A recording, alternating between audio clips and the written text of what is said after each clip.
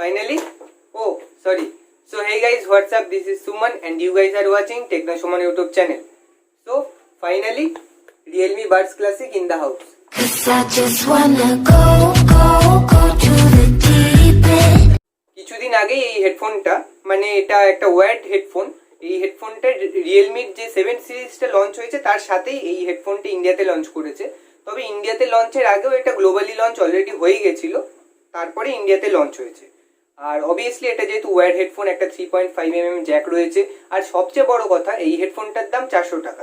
যদিও কোম্পানি এটার দাম 400 টাকা ক্লেম করলেও অনলাইন যদি শুধুমাত্র এই একটা হেডফোন কিনতে যাও তাহলে এটা 450 টাকা পড়বে, কারণ এর সাথে ডেলিভারি চার্জ রয়েছে, সাথে আরও ডেলিভারি চার্জ তো দিতেই হবে না 500 টাকার নিচে যেহেতু। সো এটা নামেই 400 টাকা, শুধু এই একটা হেডফোন নিলে এটা 450 টাকা পড়ে।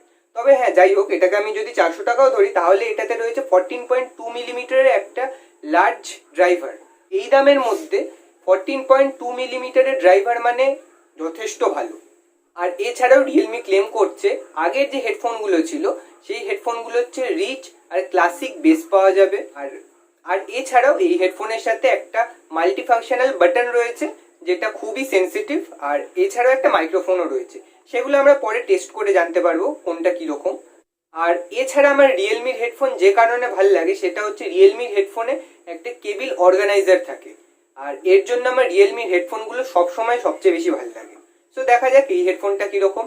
বক্স ওপেন করলে কিছুটা এইরকম প্যাক ইয়ারফোন আছে, half in ear style headphone, আর কিছু পেপার ওয়ার্ক আছে ওয়ারেন্টির জন্য, আর সাথে ইউজার ম্যানুয়ালও আছে। সবার প্রথম এটাকে বের করলেই যে জিনিসটা খেয়াল করতে হয়, এটার ওয়েট খুবই হালকা, হাতে নিলে মনেই হয় না হাতে কিছু রয়েছে।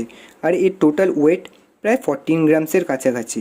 আর একটা কেবিল অর্গানাইজার আছে, আর সাথে অবভিয়াসলি একটা 3.5mm জ্যাকও রয়েছে। এটা একদম টিপিউ ম্যাটেরিয়ালের হলেও একটা আলাদা রকমের টেক্সচার আছে। আর এখানে সিঙ্গেল বাটন রয়েছে, যেটা সিঙ্গেল হলেও মাল্টি ফাংশনাল বাটন, যেমন কল রিসিভ করা বা ডিসকানেক্ট করা, ভিডিও বা মিউজিক প্লে পজ করা, নেক্সট বা প্রিভিয়াস ট্র্যাকে যাওয়া। আর পিছনে একটা মাইক হোল রয়েছে। আর এছাড়া সোজা আসি ইয়ারবাডসের দিকে। এটা পুরো প্লাস্টিক ম্যাটেরিয়াল আর পুরো রাউন্ড ডিজাইন, যাতে কানের ঠিকঠাকভাবে ফিট হতে পারে। ইয়ারফোনটার গ্রিপ যথেষ্ট ভালো, কানে লাগালে খুব সহজে কান থেকে পড়বে না। আর এছাড়াও এর মধ্যে 14.2 মিলিমিটারের ড্রাইভার আছে, যা এই দামের মধ্যে খুবই ইন্টারেস্টিং।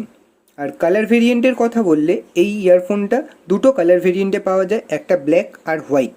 আর আরেকটা কথা বলে রাখি, হোয়াইটটা পুরো অ্যাপেলের ওয়্যার্ড ইয়ারফোনের মতো দেখতে লাগে। বেসটা খুব ভালো আর লাউড ভোকাল পাওয়া যায়। আর বাটনটা মাল্টি ফাংশনাল বাটন, আগেই বলেছি। এটা দিয়ে কী করা যায় একবার দেখিয়ে দিই। সিঙ্গেল ক্লিক করলে প্লে পজ হয়, সেটা ভিডিও বা মিউজিক দুক্ষেত্রেই। আর কলে থাকলে কল রিসিভ বা কল এন্ড করা যায়। এছাড়া বাটনটাকে ডাবল ক্লিক করলে নেক্সট সং বা নেক্সট ভিডিওতে চলে যায়, আর ট্রিপল ক্লিক করলে প্রিভিয়াস সঙ্গে চলে যায়। আর এই বাটনটা যথেষ্ট রেসপন্সিভ, আর এটাকে ক্লিক করে ধরে রাখলে মানে টাচ অ্যান্ড হোল্ড করলে ডিরেক্ট গুগল অ্যাসিস্ট্যান্ট ওপেন হয়।